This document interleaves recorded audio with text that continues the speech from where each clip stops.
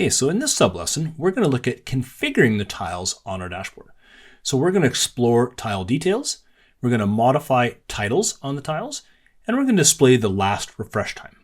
Okay, so I'm back over on my dashboard now, and now we want to go about doing some configuration of these tile details. So what I'm going to do here is hover over top of one of the tiles on my dashboard here, and I can see these three little dots, and I see this more options. So I can click on that. And what we can do here now is we can see that we can get at the details of this particular tile. So I'm just going to go ahead and click on that, and we're going to see a new configuration box open up. Now we can see a few things on this, these tile details here that we may want to go ahead and configure.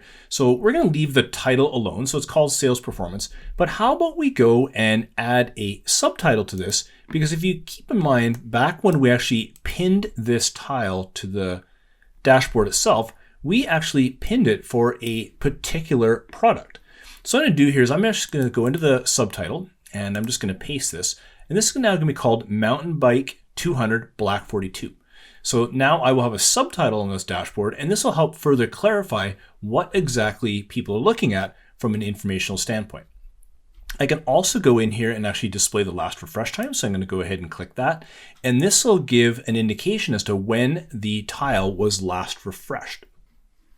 I can also go in here and set a custom link. So if there was a link that I actually wanted to put on my dashboard, I could do that. I could have it linked to some external source or to a link to a dashboard in a report in the current workspace, and go ahead and provide the URL to that. So there's a few other things we can do here on the tile itself. Okay, so we'll go ahead and close that out there. And that's really about it. That's all we wanted to show you in terms of the things you can do to configure a tile.